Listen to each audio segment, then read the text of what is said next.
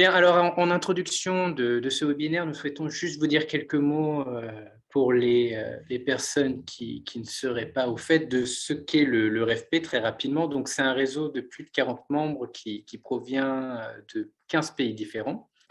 Ce réseau est né à la suite du constat du peu de recherche sur la question de la privatisation de l'éducation dans l'espace francophone, aussi bien dans les pays du Nord que dans les pays du Sud. Il a été créé en 2019, en grande partie sous l'impulsion de la société civile qui regrettait justement de ne pas avoir assez d'informations ou de données pour faire du plaidoyer en faveur du droit à l'éducation, et notamment par rapport justement aux questions de privatisation et de marchandisation de l'éducation. Alors, le RFP a un double objectif. D'une part, mener de nouvelles recherches collectives, et d'ailleurs certains projets sont en cours, et d'autre part, visibiliser la recherche existante, notamment pour le moment via une bibliothèque numérique que vous pouvez retrouver sur notre site internet. Voilà, alors je salue d'ailleurs les collègues du réseau qui sont parmi nous aujourd'hui.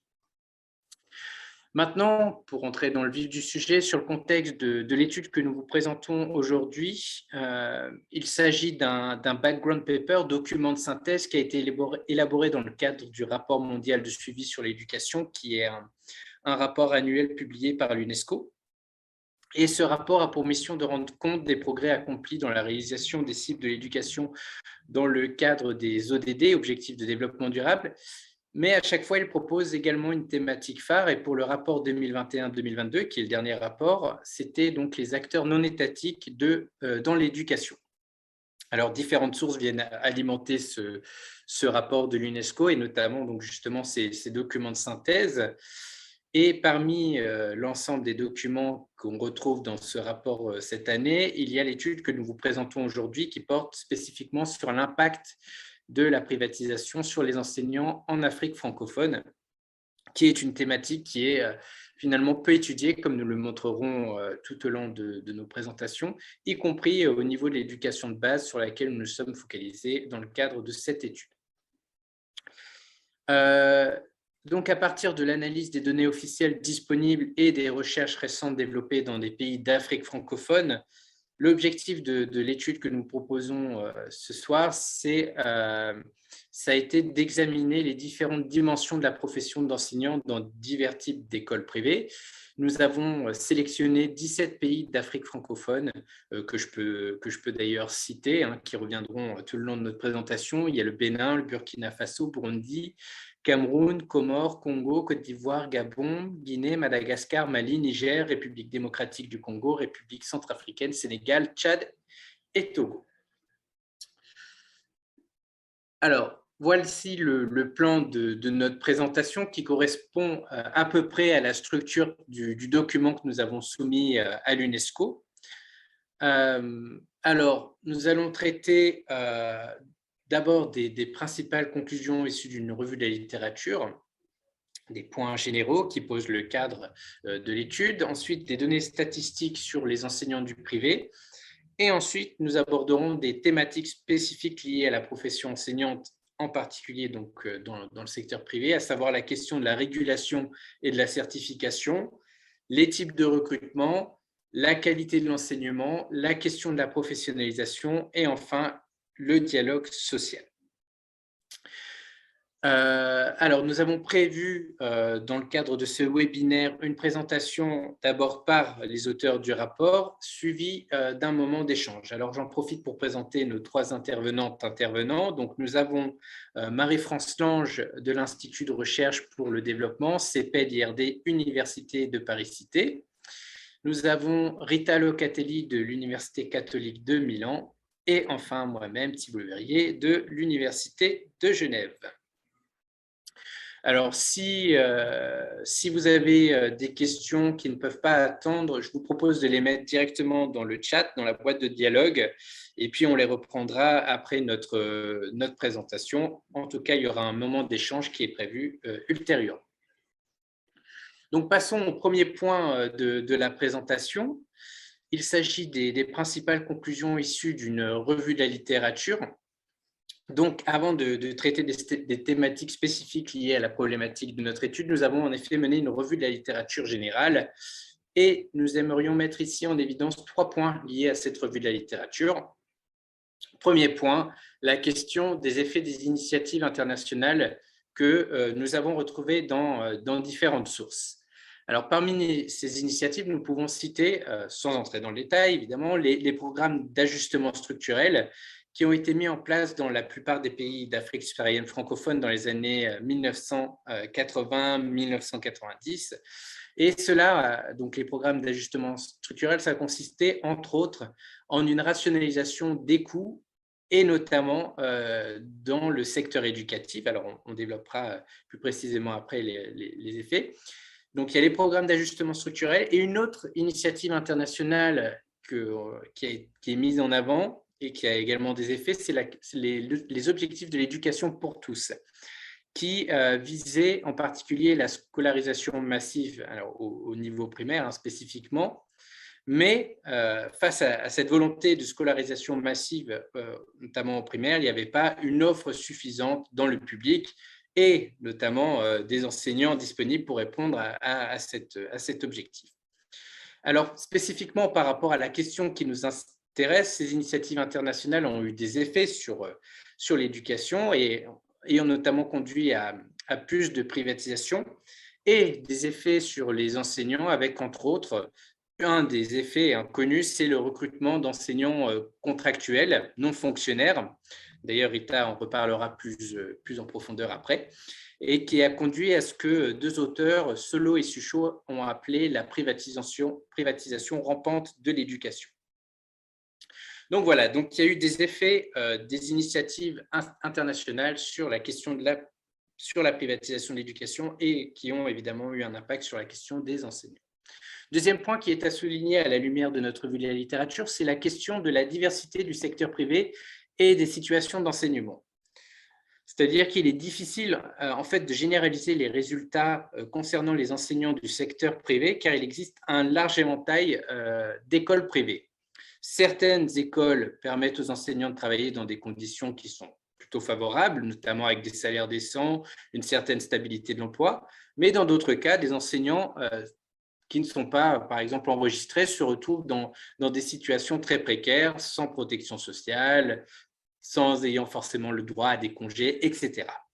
Donc, finalement, cette revue de la littérature nous a permis de voir qu'on ne peut pas arriver avec des conclusions simples par rapport à cette question de la privatisation de l'éducation, et en particulier sur la question des enseignants, parce qu'il y a aussi une diversité de situations par rapport à cette question, et en particulier dans le contexte qui nous intéresse. Et finalement, un troisième point que nous souhaiterions mettre en évidence en lien avec cette revue de la littérature correspond aux lacunes de manière générale dans la recherche, et notamment le fait que celle-ci ne va pas assez en profondeur dans la compréhension du phénomène de la privatisation, qui est très complexe, et notamment sur cette question des enseignants. Par exemple, il existe de multiples chevauchements entre les secteurs publics et privés, ce qui, là aussi, rend difficile de formuler des conclusions simples. Par exemple, les enseignants du secteur privé dans de nombreux pays travaillent également dans le secteur privé pour compléter des revenus. Les enseignants du secteur privé peuvent également bénéficier des ressources publiques, notamment en termes de formation. Pour donner un exemple, les enseignants des médersas au Burkina Faso peuvent être officiellement formés dans des centres publics. Or, cette complexité du phénomène, ces chevauchements, etc., n'est pas assez reflétée dans la recherche actuellement. Mais les lacunes de la recherche ont également une explication au niveau de la disponibilité de données, notamment données quantitatives fiables, et c'est ce que nous allons d'ailleurs traiter dans le point suivant, donc sur les données statistiques sur les enseignants du privé. Alors, comme nous allons le repréciser dans un instant, les enseignants du secteur privé ne sont pas toujours enregistrés, notamment en raison d'un contrôle insuffisant de la part des États et d'un manque de responsabilité de la part du secteur privé. Par conséquent, les données du secteur privé, d'autant plus sur les enseignants, sont incomplètes. Les données sont principalement disponibles pour certaines formes d'écoles privées, ce qui ne permet pas de rendre compte de la grande diversité du secteur privé en Afrique subsaharienne francophone. Alors, il y a justement, comme il y a des écoles qui sont enregistrées, qui sont de qualité, qui sont connues, etc. Puis, il y a des écoles qui sont ouvertes comme ça, et puis qui ne sont pas enregistrées, dont on n'a pas les informations, les données. Donc, Donc voilà, cette situation fait que on n'a pas nécessairement les données disponibles. Un exemple bien connu, justement, pour évoquer cette question, c'est les enquêtes PASEC, qui évaluent au niveau de l'Afrique francophone les performances scolaires des élèves du primaire. Et ces enquêtes PASEC, justement, vont collecter des données principalement, surtout sur les écoles déclarées, autorisées, connues de l'État, ce qui va biaiser un petit peu la qualité des informations récoltées par cette enquête, puisque ce ne sont souvent pas les écoles privées de mauvaise qualité, pas reconnues, qui sont pourtant nombreuses, qui sont analysées dans le cadre de ces analyses, de ces enquêtes. Alors, pour les données statistiques de notre étude, nous avons exploité principalement les sources suivantes. La base de données de statistiques de l'Institut de statistique de l'UNESCO, la base de données de la Banque mondiale EDSTAT. Nous avons également exploité les rapports sur l'état du système éducatif national, le RESEN, des annuaires statistiques et donc les enquêtes PASEC. Alors, pour donner un exemple de la difficulté d'accéder à des données, sans parler du fait que même si les données sont disponibles, elles ne sont pas nécessairement fiables. Voici un exemple de la base de données de l'Institut de statistique de l'UNESCO qui fait pourtant foi au niveau international. Mais on voit ici que pour les chiffres en lien avec les enseignants du privé en Afrique francophone, les données sont rarement présentes ou pas du tout. Là, on voit clairement que pour les pays qui nous intéressaient, quand on a cherché vraiment les indicateurs en lien avec notre problématique, on n'avait pas nécessairement de données. On a dû aller chercher vraiment un peu plus précisément au niveau des pays. De manière générale, les bases de données donc, sont incomplètes sur cette question. Et pour donner un exemple, un rapport officiel du Niger auquel nous avons eu accès indique sans détour, de manière claire, que les bases de données officielles du Niger, que la base de données officielle du Niger sur cette question est incomplète et que le nombre d'enseignants dans le pays est en fait plus élevé que ce qui est relevé dans leurs propres statistiques. Donc même on va dire, les autorités publiques reconnaissent cette indisponibilité des données.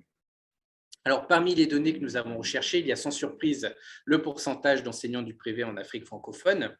Alors, deux constats peuvent être mis en avant par rapport à ce point-là. D'une part, nous avons observé, encore une fois, que ces chiffres ne sont pas toujours officiellement disponibles, et même en ayant bien fouillé, y compris donc pour l'éducation de base. Vous voyez ici, dans ce que je vous montre à l'écran, donc à chaque fois que c'est marqué NA, not available, donc non disponible, on n'avait pas, en tout cas à l'époque, les données pour compléter les tableaux. On voit pour les différents pays analysés qu'il y a beaucoup de rubriques qui ne sont pas complétées. Et pourtant, nous sommes allés voir dans différentes sources. Donc ça, c'est un premier point. D'autre part, il peut y avoir un décalage parfois très important qui nous a questionnés entre la part des élèves scolarisés dans le privé et la part d'enseignants dans le privé, ce qui pose encore une fois là la question notamment de la fiabilité des données. Nous nous sommes également intéressés à la question de l'âge et de l'expérience des enseignants, parce que de nombreuses études, y compris celles portant sur l'Afrique subsaharienne francophone, soutiennent que la capacité d'un enseignant à transmettre des connaissances aux élèves dépend de son expérience acquise au fil des ans par la pratique du métier. Or, on constate au Burkina Faso, oui, alors je précise que pour notre étude, nous avons également proposé 2 études de cas spécifiquement sur le Burkina Faso et le Sénégal. Donc ici, pour le Burkina Faso, qui dispose de statistiques bien développées et facilement disponibles, que la grande majorité des enseignants du secteur public se situe dans la tranche d'âge des 30-40 ans, alors que dans le secteur privé, une proportion importante d'enseignants avait moins de 30 ans. Donc, par conséquent, les enseignants du secteur public ont plus d'ancienneté que ceux du secteur privé. Autre exemple dans ce sens, les enseignants du privé ayant peu d'années d'ancienneté sont majoritaires et représentent 61,5% des effectifs contre 44,4% pour le secteur public. Quand on regarde la tranche 1 à 5 ans d'ancienneté, on voit que le privé est plus concerné. D'un autre côté, nous avons choisi de mettre en avant les performances en langue et en mathématiques des élèves du primaire en Afrique subsaharienne francophone à partir de l'enquête PASEC que j'ai évoquée plus tôt, Les enquêtes, alors là, c'est les données de l'enquête PACET 2014, parce que lorsque nous avons élaboré notre étude, les données de l'enquête PACET 2019 n'étaient pas encore publiées. Donc ici, nous avons examiné les écarts de performance entre les élèves du secteur privé et ceux du secteur privé et ceux du secteur public, pardon, au début de la scolarité primaire. Et à l'exception du Burkina Faso, où le niveau global était faible, les écarts de performance étaient élevés au détriment du secteur public. Et ceci est particulièrement frappant si on regarde les chiffres qui s'affichent au Niger et au Sénégal. Et même d'ailleurs, en contrôlant les indices socio-économiques, les écarts restaient relativement importants et significatifs dans la plupart des pays. Alors évidemment, il s'agit ici de nuancer ces résultats avec ce qui a été précédemment dit sur le type d'école privée qui est analysé par le PACEC. Donc pour conclure cette partie, insistons sur le fait qu'une fois de plus, les données ne sont pas toujours disponibles et fiables d'une part, et nous mettons également en évidence certaines contradictions qu'il est nécessaire d'aller creuser, notamment sur la question de la qualité de l'enseignement, qu'on va d'ailleurs de nouveau traiter après. Ces contradictions qu'il faut aller creuser davantage à travers de nouvelles études quantitatives et aussi qualitatives. Alors maintenant, nous allons passer à la présentation de thématiques spécifiques liées à la question de l'impact de la privatisation sur les enseignants dans les pays d'Afrique francophone. Et on va commencer avec la question de la régulation et de la certification. Alors, comme nous l'avons précisé précédemment, il y a peu de contrôle du secteur privé, faute de régulation suffisante de la part de l'État. Où sont les écoles? Quelles sont leurs caractéristiques? Répondent-elles aux standards minimums, etc. etc. On a peu d'informations, en tout cas pas les informations suffisantes par rapport à cet aspect-là. Et du fait du faible contrôle du secteur privé, il est évidemment difficile de faire le suivi des enseignants, et notamment de contrôler s'ils ont les aptitudes à enseigner, s'ils travaillent dans des conditions favorables, etc. Alors, à noter que cette régulation est en partie hors de contrôle de l'État par ailleurs. Nous avons notamment trouvé dans cette étude, en faisant cette étude, que des enseignants sont directement gérés par des entités d'autres pays. Par exemple, au Burkina Faso, pour reprendre l'exemple des médersas, celles-ci ont bénéficié d'un soutien important des pays arabo-musulmans, par exemple sous la forme de la prise en charge des salaires de certains enseignants nationaux ou de l'envoi de missionnaires enseignants expatriés. Les enseignants peuvent être également gérés directement au niveau des communautés, donc là encore un peu hors de contrôle de l'État, et c'est les parents qui sont responsables de l'ouverture des écoles et donc sont chargés de recruter, de payer les enseignants, etc. Nous avons également constaté des défaillances dans l'enregistrement des enseignants. Les enseignants doivent normalement s'inscrire afin d'être reconnus par les États et obtenir une autorisation d'enseigner. Cependant, cet enregistrement n'est pas automatique et est souvent lié à la bonne volonté, notamment des directeurs d'école. Ainsi, faute de régulation, il a été constaté l'existence de pratiques qui sont problématiques du point de vue du droit à l'éducation, comme par exemple les frais supplémentaires qui sont demandés aux familles par les enseignants du privé. Rapidement, pour ce qui est du niveau de certification des enseignants, celui-ci varie considérablement en fonction du type d'école privée et ce qu'on a constaté vraiment en défaveur des élèves des milieux socio-économiquement défavorisés. Et on constate que de manière générale, de nombreux enseignants du privé n'ont pas de qualification professionnelle. Alors, je vois que quelques-uns parmi vous proviennent de Côte d'Ivoire. Alors, justement, 77% des enseignants du privé en Côte d'Ivoire n'ont pas ces qualifications professionnelles nécessaires. Mais ce point sera détaillé plus tard, justement, au moment de traiter de la qualité de l'enseignement. Je laisse à présent la parole à Rita Locatelli donc pour traiter une autre thématique spécifique liée à la profession enseignante en lien avec cette implication, cet impact de la privatisation sur les enseignants du privé, donc la question des types de recrutement. Merci beaucoup Thibaut et bonjour à tous. Oui, cette partie analysera les conditions de travail des enseignants dans les secteurs publics vis-à-vis du privé et donc on portera particulièrement attention au contrat et à la question des salaires. Effectivement, on a remarqué qu'il y a peu d'études qui ont analysé de manière systématique ces thématiques, comme Thibaut l'a justement anticipé. Et on assiste effectivement à une plus grande précarité des enseignants, soit dans le secteur public et dans le privé en Afrique francophone. Et ça correspond au besoin de recruter plus d'enseignants face au croissant nombre d'élèves qui entrent dans le système scolaire, et aussi à la question des ressources limitées qui affectent effectivement les gouvernements dans cette région. Et la question des enseignants contractuels est très importante, comme Thibault l'a anticipé. Et la solution des enseignants contractuels est utilisée, disons, pour pallier à la pénurie des enseignants. Et cette situation semble être aggravée par la privatisation, sachant qu'il y a différentes catégories d'enseignants contractuels qui sont enregistrés comme vacataires ou volontaires, auxiliaires, agents de la mairie communautaire, etc. Et en général, ces enseignants sont perçus comme ayant un statut inférieur par rapport à leurs homologues fonctionnaires et sont soumis à une charge de travail plus lourde et à des conditions de travail inférieures aussi.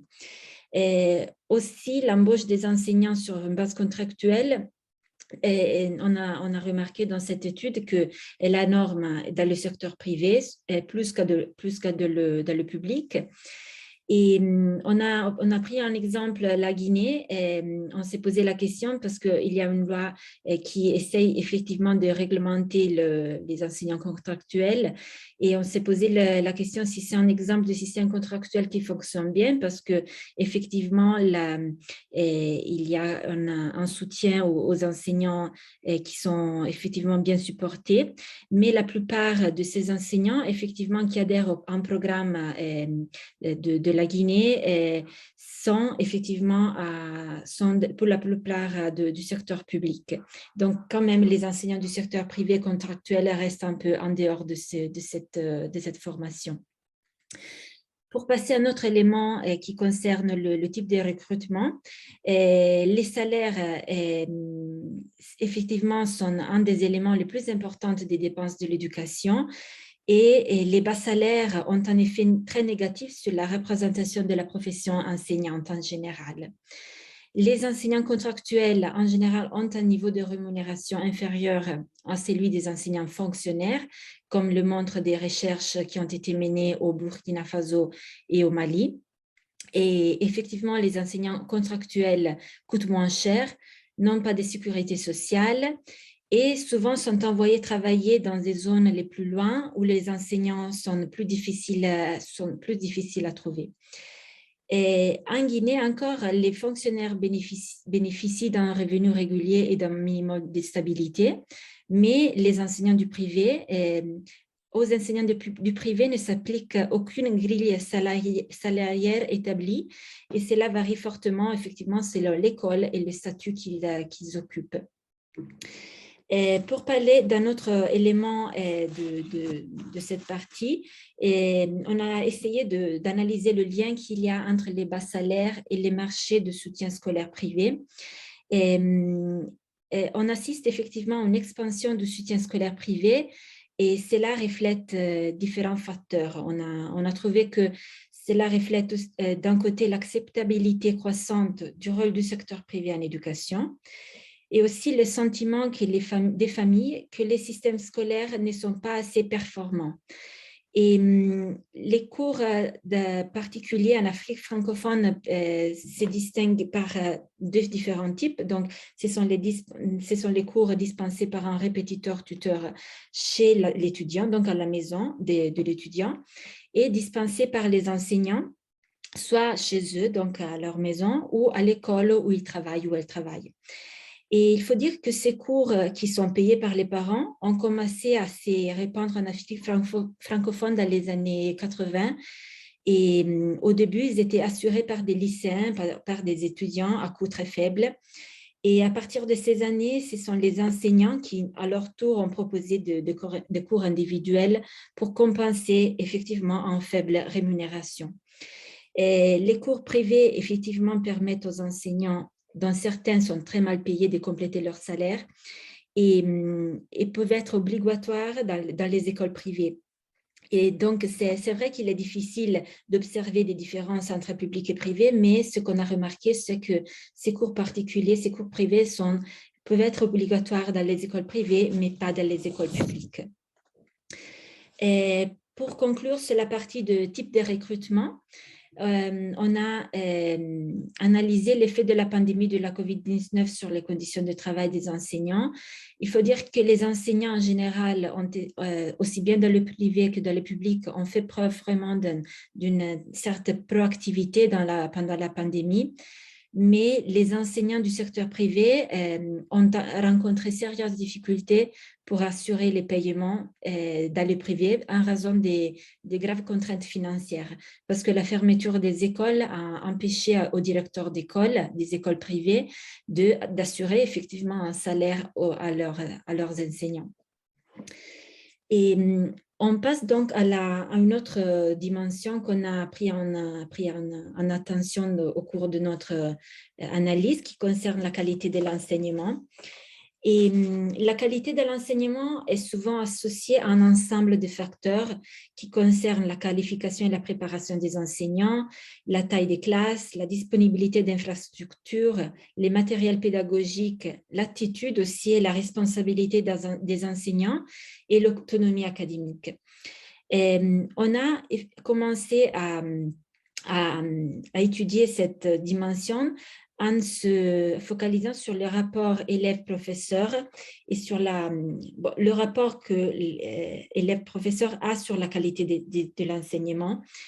Et avant tout, on a remarqué que la perception d'une plus grande qualité d'enseignement dans les écoles privées dépend souvent du ratio élève-professeur plus faible. Il faut dire qu'en Afrique francophone, le ratio élève-enseignant, élève-professeur est parmi les plus élevés du monde. C'est environ le 40 sur 1%, donc c'est vraiment une des ratios plus élevés du monde dans cette région. Mais ces ratios peuvent avoir effectivement un impact sur le choix des écoles privées par rapport au choix des écoles publiques. Et les salaires plus bas dans les écoles privées permettent aux écoles privées d'embaucher davantage d'enseignants et de maintenir un faible ratio élèves-enseignants. Donc, cela, effectivement, montre le fait qu'on assiste effectivement à un plus grand embauchement d'enseignants privés. Mais il faut dire aussi que le ratio élèves-enseignants plus faible n'est pas toujours le signe d'une meilleure qualité de l'éducation, souvent pour le fait que ces enseignants ne sont pas toujours formés ou qualifiés autant que les enseignants du public. En ce qui concerne effectivement la qualité et la formation des enseignants du privé, donc généralement, on a observé que dans le secteur privé, les enseignants sont moins qualifiés, ils ont moins d'expérience et sont moins formés que ceux dans les écoles publiques. Et là, on l'a vu déjà dans les premières statistiques qui ont été montrées. Par exemple, en Guinée, la profession d'enseignante est devenue plus accessible. Il y a des études qui ont montré que cela est devenu plus accessible, mais parce que les écoles privées sont moins exigeantes quant à la qualification de leur personnel. Et cela aussi s'est vérifié au Sénégal et au Burkina Faso, qui sont les deux études des cas qu'on a pris en charge. Et les enseignants des secteurs privés n'ont pas souvent la possibilité de suivre des cours de formation continue. Et cela parce qu'effectivement, les directeurs des écoles privées ont peur que les enseignants peuvent perdre la motivation de travailler dans le privé et donc vont dans le public où les conditions de travail sont meilleures. Et cependant, les caractéristiques des enseignants n'ont pas d'effet significatif sur les résultats d'apprentissage des élèves. Parce que les meilleurs résultats dans les écoles privées souvent dépendent d'autres facteurs que les caractéristiques des enseignants, comme par exemple la bonne gouvernance des écoles, des pratiques pédagogiques plus innovantes dans certains cas au moins, et une meilleure gestion du personnel et des enseignants. Une autre dimension importante qui concerne la qualité de l'enseignement a à voir avec le résultat de l'apprentissage. Mais il faut dire avant tout que la question des meilleures performances des écoles privées par rapport aux écoles publiques doit être traitée quand même avec une certaine prudence parce qu'il faut porter attention aux différents milieux économiques des élèves, socio-économiques des élèves et au fait qu'il y a multiples dimensions de la qualité qui ne se limitent pas aux résultats de l'apprentissage dans un petit nombre de domaines de programmes scolaires. En tout cas, ce qu'on a remarqué, c'est que les élèves de l'enseignement privé obtiennent normalement de meilleurs résultats d'apprentissage que leurs homologues du public.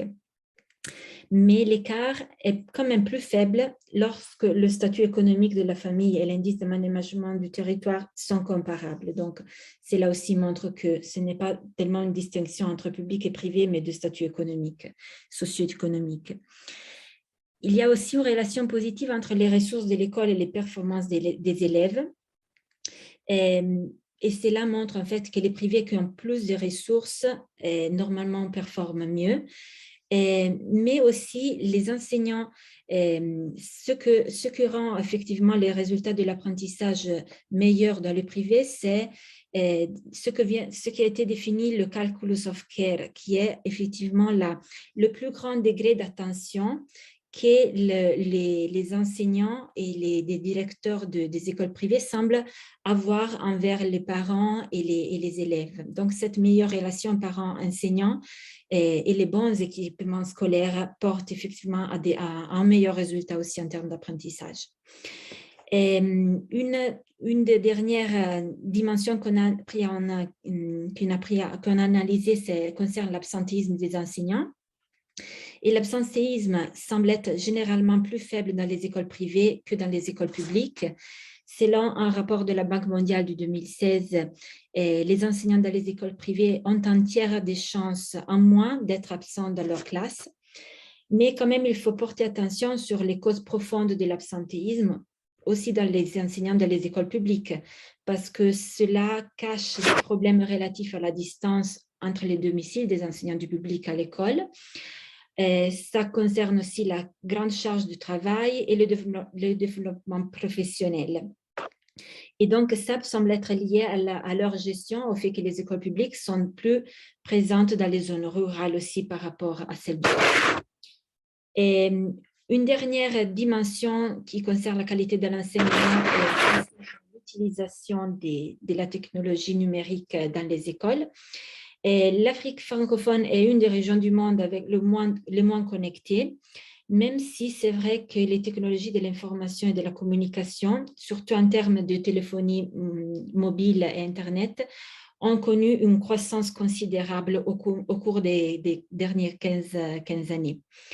Et donc, l'Afrique est souvent dépendante des réseaux mobiles pour l'accès à Internet et pourtant, dans de nombreuses zones, restent défavorisées dans ces pays d'Afrique francophone et sont exclus de l'accès à Internet. Mais en l'absence de données suffisantes sur le nombre d'écoles disposant d'un accès à Internet, on a essayé d'analyser le nombre d'écoles disposant d'électricité où effectivement l'électricité était disponible, était en place à l'école. Et là, on a remarqué qu'un grand nombre d'écoles primaires n'ont pas d'électricité, ce qui souligne indirectement l'impossibilité, bien sûr, d'accéder à Internet, mais qu'il y a quand même des disparités très marquées entre les pays. Par exemple, le Sénégal, c'est le 44% des écoles qui disposent d'électricité face au Niger, où les écoles sont seulement le 6,7%. Et les écoles privées, on a remarqué, on a relevé qu'ils ont un net avantage en termes d'accès à l'électricité, au matériel informatique et aux salles d'ordinateur, à l'exception du Sénégal, où il y a des politiques spécifiques en faveur du développement des technologies de l'information et de la communication. Et donc, en général, on constate que l'environnement rural est plus défavorisé par rapport aux zones urbaines, et là, c'est où les plus nombreux d'écoles publiques se trouvent. Et la COVID-19, la pandémie, a souligné quand même la nécessité d'intégrer les technologies de l'information dans l'enseignement et parce qu'effectivement, ça peut engendrer ultérieurement des inégalités entre les secteurs privés qui est déjà plus favorisé en termes d'accès à l'électricité par rapport au secteur public. Et voilà, donc je laisse la place à Marie-France pour continuer notre présentation. Oui, merci Rita. Donc, moi, je vais aborder la professionnalisation. Thibault l'a déjà dit, en fait, les profondes transformations de la profession d'enseignant en Afrique francophone sont dues aussi au PASS, au programme d'ajustement structurel. Il faut rappeler là que dans de nombreux pays, la formation des enseignants a été victime de la fermeture des écoles normales.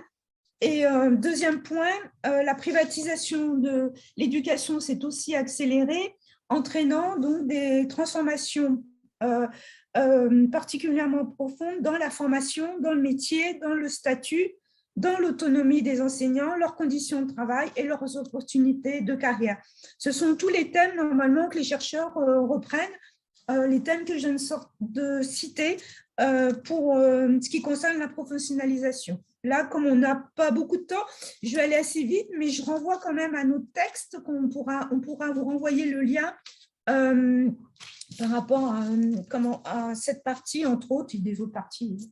Alors, je voudrais rappeler le statut des écoles, ça a été un peu abordé aussi par Thibault, et le statut des enseignants du privé, parce que ce qu'on note, c'est une très grande hétérogénéité des établissements scolaires privés en Afrique francophone. On sait que chaque type d'école renvoie à des accords différents avec l'État, à des formes de formation différentes ou carrément absence de formation, à des statuts d'enseignants qui évoluent tout autant. On sait aussi que le mouvement de reconnaissance des nouveaux types d'établissements est encore en cours. Donc, on étudie actuellement, d'où la difficulté d'étudier la privatisation, un processus qui est complètement sans arrêt en mouvement. Ça, il faut être conscient de ça. C'est-à-dire ce qu'on dit aujourd'hui, demain, ça peut être changé par une nouvelle loi. Voilà. Donc, j'ai fait un petit tableau que vous retrouverez dans le texte sur les différents types d'écoles à partir de quelques exemples.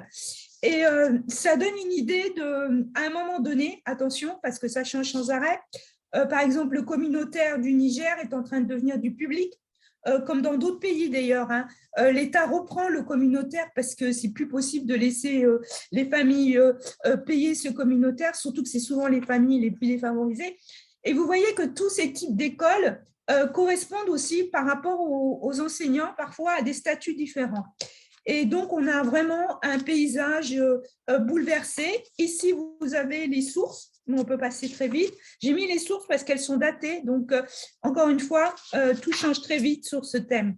Alors, là, je parle d'une très grande hétérogénéité, pas seulement des écoles, mais aussi du statut des enseignants en Afrique.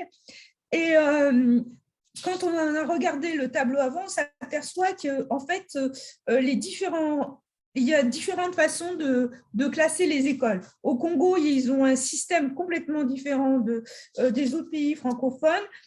Toutes les écoles sont considérées comme publiques à partir du moment où l'État finance.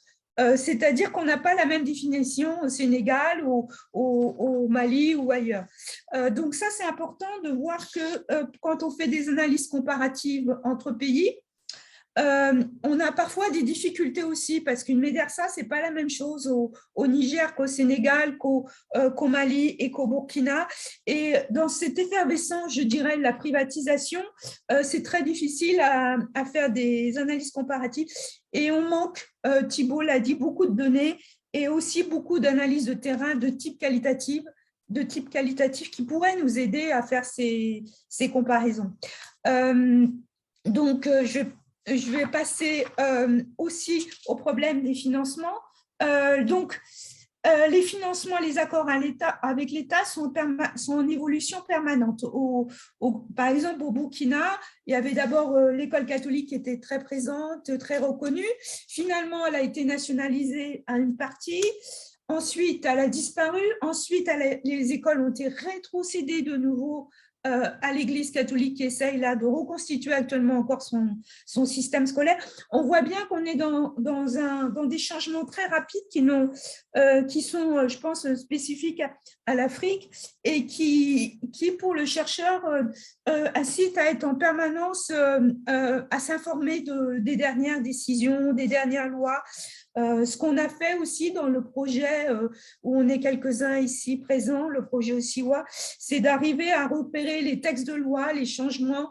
Et là, il y a un énorme travail à faire. Je passe à l'autonomie. La liberté professionnelle et les opportunités de carrière, c'est ce qui conditionne aussi pour des chercheurs la définition de la professionnalisation. Alors, elle est très variable selon le type de statut et selon les établissements, selon le statut de l'enseignant. Mais les quelques recherches de terrain qu'il y a eu en Afrique francophone montrent que les enseignants du privé dépendent étroitement en fait, du fondateur de l'établissement pour la réalisation de leurs cours. Et aussi que les fondateurs d'établissements privés dépendent des demandes des familles d'élèves. Souvent, je cite le cas extrême d'une école privée quand j'étais au Togo, que je travaillais au Togo, où le ministre de l'Éducation avait hurlé parce que les parents avaient demandé d'utiliser Mamadou et Benita, tout le monde connaît ça, et que c'était interdit au Togo parce qu'il y avait des livres un peu mieux adaptés à la situation africaine. Et le fondateur de l'école privée a dit « mais c'est les parents qui m'ont demandé et c'est les parents qui payent ». Voilà. Et donc, c'est un exemple un peu extrême, mais on peut avoir aussi des fondateurs d'écoles privées qui sont sous la pression des parents qui sont payeurs, donc qui évidemment décident en partie, et qui influencent leurs enseignants aussi. Donc, les méthodes de travail, les méthodes, le choix des cours, de l'organisation des cours peut dépendre énormément, en fait, des demandes diverses du fondateur ou des familles. Et du coup, l'autonomie, ce qu'on appelle l'autonomie de l'enseignant, est beaucoup plus limitée. Sa liberté professionnelle aussi. Alors, pour ce qui concerne les opportunités de carrière, ça a été dit un peu aussi par Rita, faut voir qu'ils ont moins accès à la formation continue. Elle a expliqué pourquoi. En partie, dans certains cas, on voit bien que les enquêtes de terrain montrent que les fondateurs ne veulent pas qu'ils se ferment trop parce qu'ils deviennent qualifiés, ils s'en vont ou ils ont des réclamations en termes de salaire. Les enseignants du privé ne bénéficient pas souvent de grilles salariales ni de possibilités d'accès à des concours internes comme instituteur principal, encadreur, formateur, conseiller pédagogique, inspecteur de l'éducation. Tous ceux qui ont étudié les possibilités des enseignants public savent qu'un enseignant du public, des fois, il peut terminer sa carrière comme inspecteur de l'éducation, ce qui n'est pas possible évidemment dans le privé. Alors, il n'y a pas de possibilité non plus de mobilité géographique. Il faut savoir que c'est aussi une revendication, par exemple, actuellement au Burkina, j'ai travaillé récemment encore sur les données du Burkina, c'est une revendication de certains enseignants de dire on veut bien aller dans les zones défavorisées 3-5 ans, mais après, ramenez-nous. Donc là, dans le privé, vous avez un contrat avec un fondateur et vous ne pouvez pas négocier de changer.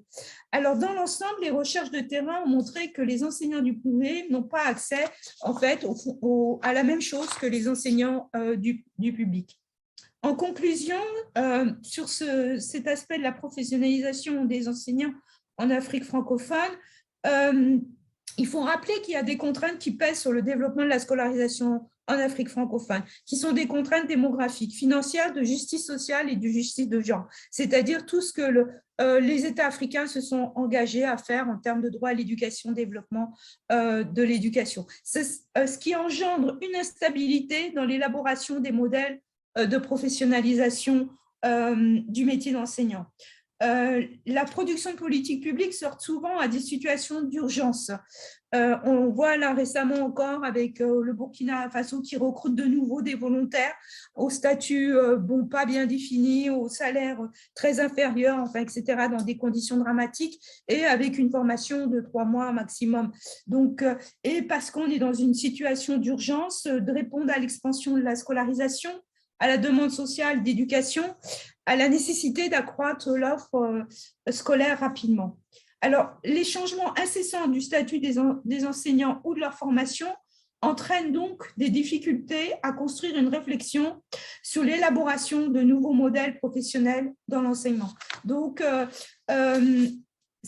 ça pose aussi le problème qu'actuellement, les syndicats sont plus dans des situations de lutte, de revendication par rapport à leurs conditions de travail, leur salaire et autres. Et je trouve qu'il n'y a pas encore quelquefois, mais pas assez, de la réflexion de qu'est-ce que c'est que la profession d'enseignant. Donc, les faibles salaires, la baisse de la valorisation sociale du métier, le manque d'autonomie et de liberté professionnelle remettent en cause le processus de professionnalisation. C'est un risque déjà observé de déprofessionnalisation du métier, comme on appelle, qui a été observé par Rita et aussi par Anton de Grove. Et c'est intéressant de lire ce qu'il a écrit, je cite son texte dans le rapport, parce que c'est quand même quelqu'un, disons, officiel de l'UNESCO IPE. Et si lui, il écrit ça, c'est qu'il est vraiment inquiet. Donc voilà, je passe au dialogue social. Alors, pour rappeler, il y a une faible syndicalisation dans l'ensemble des enseignants du privé. Ce qu'il faut savoir aussi, c'est qu'on a très peu de données par exemple, on peut trouver le taux de syndicalisation, c'est très difficile et il n'est pas fiable. On a très peu de données en fait quantitatives. On a très peu, par exemple, les syndicats en Afrique souvent n'ont pas de site web, donc ils n'expliquent pas, on ne trouve pas, ils ont Facebook, mais bon voilà, pas toujours mis à jour ou quoi que ce soit. Et on a du mal, si je compare avec un travail que j'ai fait sur la France par rapport à la Covid-19, syndicats français, syndicats africains, en France, on avait des sites web très bien faits sur les critiques du gouvernement et tout, et on a du mal à trouver l'équivalent. Donc, on a beaucoup de mal à trouver des sources. Il y a eu peu d'enquêtes sur la syndicalisation en Afrique, en particulier des enseignants. Mais ce qu'on sait, c'est que les enseignants du public, quand même, ont réussi à mener des actions collectives qui ont permis d'améliorer leurs conditions. À l'inverse, les enseignants de l'enseignement privé sont plutôt en retrait. On observe le plus souvent une faible syndicalisation et l'absence de dialogue social. Alors, les raisons de la faible syndicalisation, je l'ai déjà dit, c'est une grande hétérogénéité des établissements scolaires privés en Afrique francophone qui ne permet pas du coup de créer des mouvements collectifs facilement, on va dire. Donc, on rappelle les grands types d'écoles et par exemple privés confessionnels catholiques, les catholiques ont dû faire par exemple au Burkina leur propre syndicat parce qu'ils avaient des problèmes spécifiques, les protestants pareil.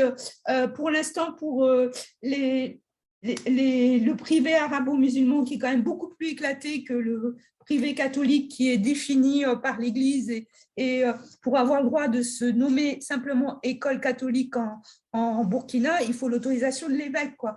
Si vous voulez créer une médersa ou une école arabo-musulmane, vous avez l'autorisation juste juste de l'État, pas d'une fondation islamique. Bon, c'est un exemple. Les écoles laïques, on connaît tous, entre les écoles privées internationales destinées aux élites des pays, les écoles privées pour les classes très favorisées et ce qu'on appelle parfois les écoles boutiques pour les plus défavorisés, les enseignants ne vont pas avoir du tout la même possibilité de négocier avec le fondateur et donc ne vont pas se syndiquer. Le privé communautaire, pratiquement, ils se syndiquent pas puisqu'ils sont recrutés par les villageois, c'est-à-dire leur oncle, leur père ou leur cousin ou leur voisin, et donc ils ne sont pas du tout en situation de pouvoir se défendre. Alors là, je passe aussi au fait qu'il y a un grand nombre d'établissements privés scolaires et universitaires non déclarés et non reconnus. Donc du coup, ces établissements qu'on nomme illégaux, parfois écoles clandestines, parfois écoles illégales, parfois écoles non déclarées, parfois écoles non reconnues, tous les noms sont utilisés en Afrique. C'est très difficile pour des enseignants de dire j'existe, puisque officiellement ils n'existent pas, s'ils se montrent trop, ils vont faire fermer leur école, quoi. Alors, ce qu'il faut noter, parce que je l'ai étudié plus particulièrement dans le cas du Burkina Faso pour le travail qu'on est en train de faire pour l'ICEWA, c'est que les établissements au Burkina Faso, ça fonctionne un peu, la reconnaissance, le contrôle, on va dire un peu seulement, mais principalement sur la qualité des infrastructures. Il faut savoir que là, si vous lisez les journaux africains, il y a encore eu 2 cas dans les derniers mois. Au Togo, une école qui a brûlé avec des enfants qui sont morts. Et puis, je ne sais plus quelle était l'autre école, c'était en Afrique de l'Est. Il y a sans arrêt des écoles qui s'écroulent où des enfants meurent parce que les infrastructures ne sont pas en bon état. Et c'est vrai que le ministère de l'Éducation au Burkina, c'est un petit peu sa frayeur, ça, de voir des infrastructures. Il insiste là-dessus, un peu sur le niveau académique des enseignants, mais pratiquement jamais sur le statut des enseignants. Est-ce qu'ils ont un contrat? Est-ce qu'ils sont déclarés? Jamais. Alors, donc, on a des enseignants souvent sans contrat, sans statut et non déclarés, sans contrat de travail écrit. Donc, ça se passe comme ça, je t'embauche, je te donne tant. Et certains, d'ailleurs, quand on lit la presse africaine, certains disent, il m'avait promis 30 000 ou 50 000 ou 100 000 francs CFA. Finalement, il ne m'a même pas donné la moitié, quoi.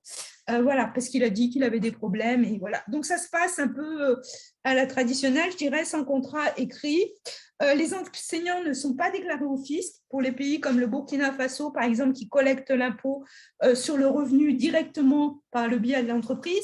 Ils ne sont pas déclarés à la sécurité sociale. Quand ils sont malades, ils ne sont pas pris en charge. S'il y a un accident, ils ne sont pas pris en charge. Pas de retraite. Les enseignants qui sont payés à l'heure effectuée, il y en a beaucoup, surtout dans le secondaire et le supérieur. Et ça a été un peu abordé aussi précédemment, les enseignants du public qui donnent des cours dans les établissements privés, souvent ne demandent pas l'autorisation à leur hiérarchie, comme c'est obligatoire, par exemple, au Burkina. Donc, ils ne sont pas en situation après à négocier leur contrat ou porter plainte s'ils n'ont pas été payés ou autre. Voilà. Alors, ce qu'on remarque, c'est quand même des mouvements sociaux d'enseignants du privé de plus en plus nombreux. Parce que vu que l'enseignement privé devient de plus en plus indispensable, entre guillemets, dans certains pays, leur poids aussi commence à devenir un peu plus important. Alors, ce qu'il faut se rappeler, c'est qu'avec la multiplication des statuts des enseignants, aussi bien dans le public que dans le privé, le nombre de syndicats a considérablement augmenté dans la plupart des pays d'Afrique francophone.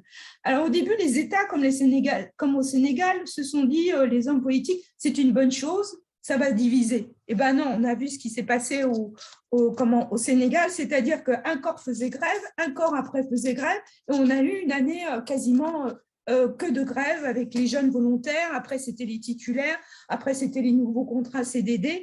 Et en fait, cette position d'avoir voulu faire éclater le syndicalisme africain a échoué politiquement, puisque maintenant, à chaque nouvelle création d'un nouveau type d'école, se crée un nouveau type d'école, un nouveau type d'enseignant, se crée une association de défense de celui-ci. Alors, l'exemple récent, c'est la nouvelle association d'enseignants qui s'est constituée il y a 2-3 ans pour défendre les intérêts des enseignants qu'on appelle PIGIN au Burkina Faso. C'est le programme Emploi Jeune, Éducation nationale.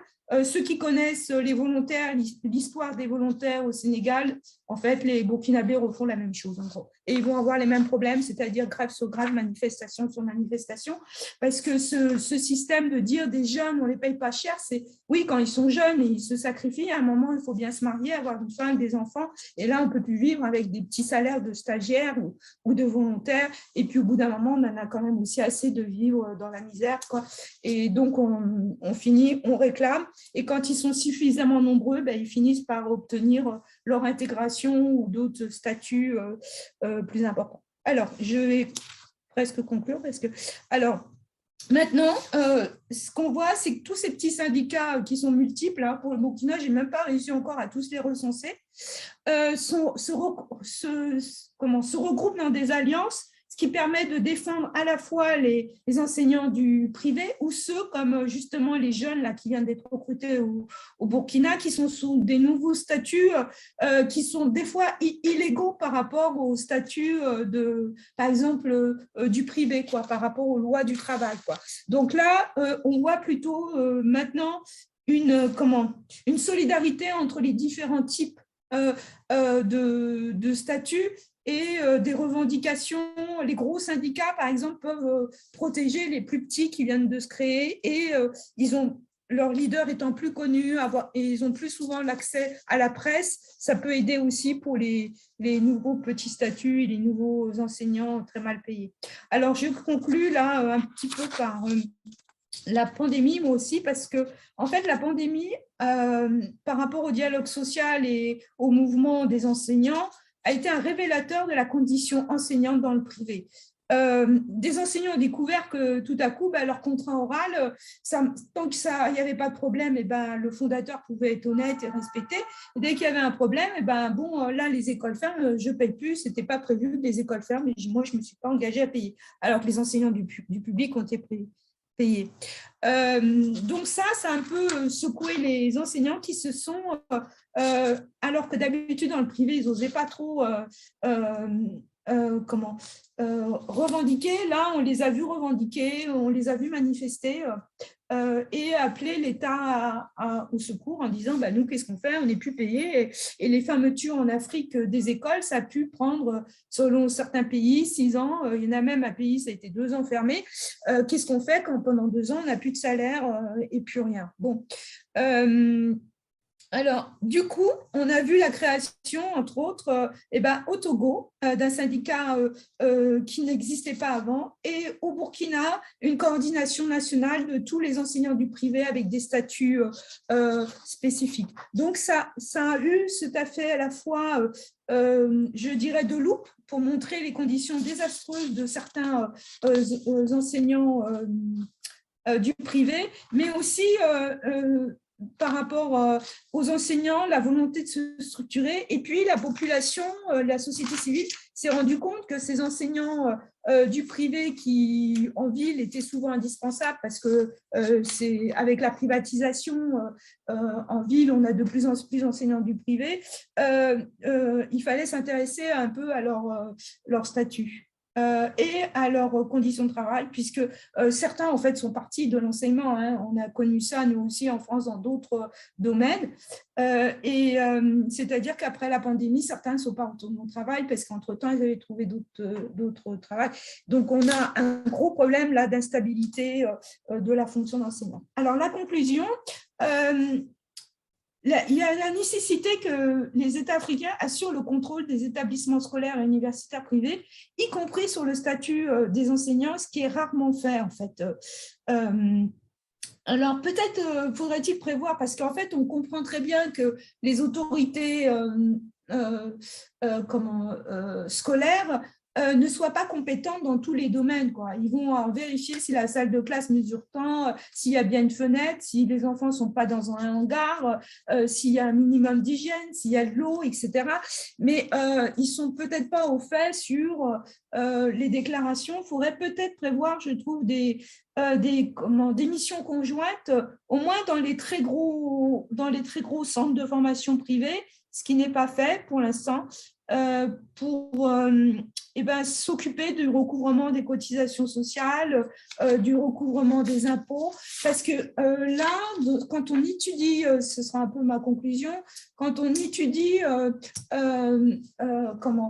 les textes officiels, soit du gouvernement, soit des organisations internationales, ce qu'on nous dit, c'est que le privé est indispensable et il apporte énormément financièrement puisqu'il offre des postes, des places à des enfants. Ce qu'on oublie de dire, c'est ce qui coûte à l'État, quoi. Les enseignants qui ne payent pas les impôts, qui ne cotisent pas à la sécurité sociale, c'est un coût, je regrette. Les grandes entreprises internationales qui font exprès de faire de l'optimisation fiscale, on n'a aucune information sur où elles payent leurs impôts, ces grandes entreprises.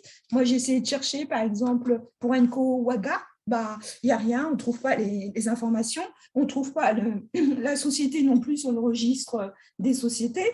Donc, je pense que là aussi, peut-être que ça sort du thème des enseignants, mais en vérifiant justement tout ce qui est sur les enseignants, on commencerait un petit peu à s'intéresser à ces types de financement du privé, parce que si beaucoup sont dans le privé, il y a du privé non lucratif, mais il y a aussi du privé lucratif. Beaucoup sont dans le privé aussi pour faire des affaires. C'est la marchandisation à outrance. Et je pense que en commençant par régler un peu les problèmes des enseignants, on pourrait commencer aussi à voir qu'est-ce que coûte cet enseignement privé qui ne respecte pas les règles sociales, les règles fiscales. Voilà. Donc, je conclue sur ce. Merci beaucoup Marie-France, merci beaucoup Rita pour vos interventions. Donc,